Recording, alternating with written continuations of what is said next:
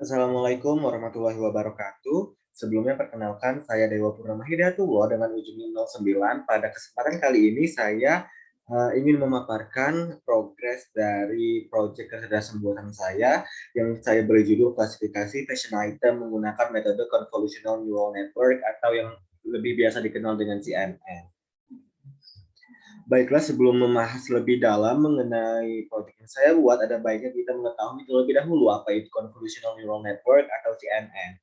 Baiklah, CNN sendiri merupakan salah satu jenis algoritma deep learning yang dapat menerima input berupa gambar, menentukan aspek atau objek apa saja dalam sebuah gambar yang bisa digunakan mesin untuk belajar mengenali gambar dan membedakan antara satu gambar dengan yang lainnya.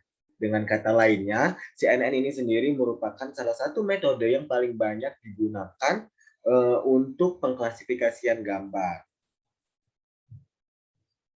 Adapun objek ataupun dataset yang ingin saya ujikan di sini yaitu dataset berupa fashion item, di mana dalam dataset ini sendiri mempunyai ukuran 28 kali 28 kali 1 dengan label ada 10 kelas, ada label trouser, coat, t-shirt, dan lain-lain. Dan di dalam dataset ini juga terdapat 60.000 data yang bisa digunakan sebagai data train dan juga terdapat 10.000 data yang bisa digunakan sebagai data test. Baiklah, mungkin kita langsung saja masuk ke programnya. Di sini saya menggunakan bantuan library NumPy, TensorFlow, dan juga Keras. Baiklah, di sini untuk menampilkan dataset yang tersedia pada TensorFlow, saya langsung menggunakan perintah ini tfds.list_builders untuk menampilkan seluruh dataset yang tersedia pada TensorFlow itu sendiri. Kita bisa lihat di sini, dan dataset yang saya pilih yaitu ada pada dataset fashion Amnis. Baiklah, kemudian setelah kita memilih salah satu dataset dari dataset yang tersedia pada TensorFlow, kita bisa melihat info dari dataset itu sendiri dengan melakukan perintah seperti ini. Dan dengan melakukan seperti ini kita bisa melihat ya jumlah data yang ada di sini. Bisa dilihat ada 60.000 examples, ada 60.000 data. Kemudian kita juga bisa melihat dimensi atau ukuran gambarnya, yaitu 28 kali 28 dengan grayscale image atau hanya memiliki satu color channel, yaitu grayscale. Kita juga bisa melihat informasi splitnya. Di sini kita bisa melihat berapa banyak data yang bisa digunakan untuk tes dan juga train. Untuk tes sendiri kita bisa menggunakan, di sini disebutkan bisa menggunakan 10.000 data, dan untuk trainnya sendiri kita bisa menggunakan sekitar 60.000 data. Baiklah, kemudian di sini kita juga bisa, ya sebelumnya kita pisahkan terlebih dahulu data yang ingin kita train dan juga data yang ingin kita tes dengan perintah seperti ini. Kemudian kita bisa juga tampilkan gambar dari dataset tersebut dengan perintah seperti ini. Nanti akan muncul gambarnya.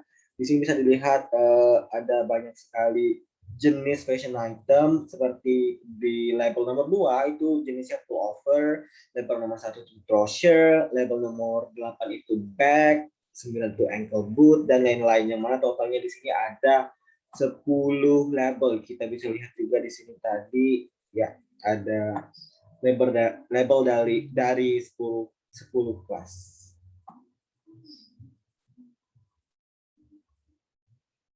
Baiklah, di sini saya mencoba untuk train image. Adapun di sini saya mengubah TensorFlow tadi ke dalam format NumPy, karena NumPy ini sendiri pemakaiannya lebih universal dibandingkan TensorFlow, sehingga akan lebih memudahkan dalam proses selanjutnya. Setelah kita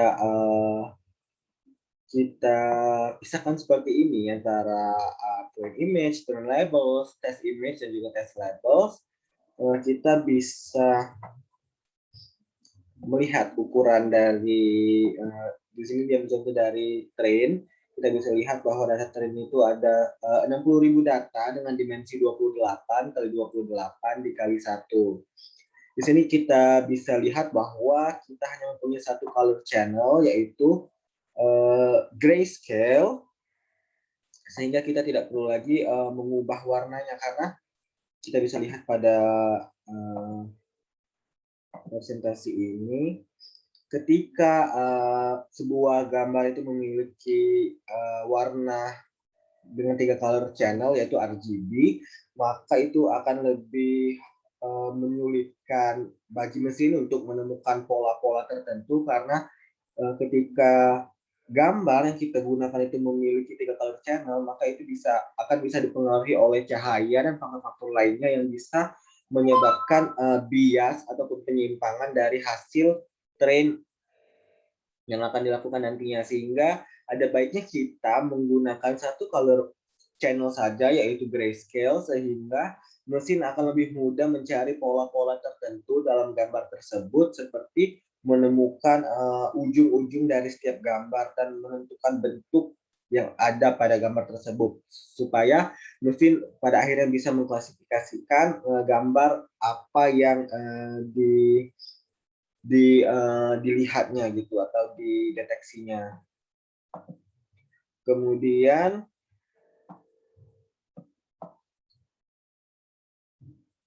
di sini kita mengubah data train dan juga data testnya menjadi float, karena akan lebih mudah bagi program ketika rentang nilai color channelnya itu berkisar antara 0 sampai dengan 1, yang mana di sini kita ubah, yang mana awalnya itu dari 0 sampai 255, kita ubah menjadi 0 sampai dengan 1. Kemudian di sini kita bisa lihat dengan penekanan dasar, adapun akurasi dari proses training yang dilakukan itu sekitar 0,8965, mendekati 90%, dan juga akurasi tesnya itu 0,8588 atau sekitar 85%. Bisa kita lihat di sini. Dan dari hasil yang kita dapatkan ini 0,965 untuk akurasi training dan 0,8588, kita masih bisa mencoba meningkatkan hasil ini, karena memang di pendekatan dasar ini kita menggunakan full connected layers atau layers yang terhubung sepenuhnya, dan kita akan mencoba meningkatkan hasil akurasinya dengan menggunakan pendekatan konvolusional. Bisa kita lihat dengan menggunakan pendekatan konvolusional, adapun akurasi training yang didapatkan itu 0,9508 atau sekitar 95%, dan juga akurasi tesnya itu 0,9119 atau sekitar 91%, di mana hasil ini tentunya lebih baik dari hasil sebelumnya. Bisa dilihat. Adapun pada pendekatan konvolusional dapat dilihat pada perintah berikut, di mana kita menggunakan perintah keras .layers.conv2d. Di sini kita gunakan 64 sebagai jumlah grid yang akan kita gunakan, dan juga ini ada 3, ini ada size kernelnya, di mana di sini jumlah grid sendiri menentukan kinerja dari mesin itu sendiri. Semakin kecil atau semakin banyak jumlah grid, maka mesin akan lebih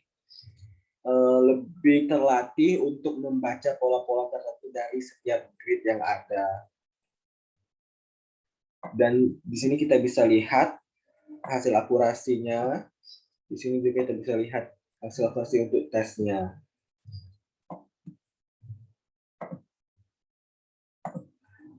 Baik, mungkin demikian apa yang bisa saya sampaikan mengenai progres dari proyek kelintasan buatan saya. Lebih dan kurangnya saya mohon maaf, kepada Allah saya mohon ampun. Saya akhiri, wabillahi taufiq wal hidayah. Wassalamualaikum warahmatullahi wabarakatuh.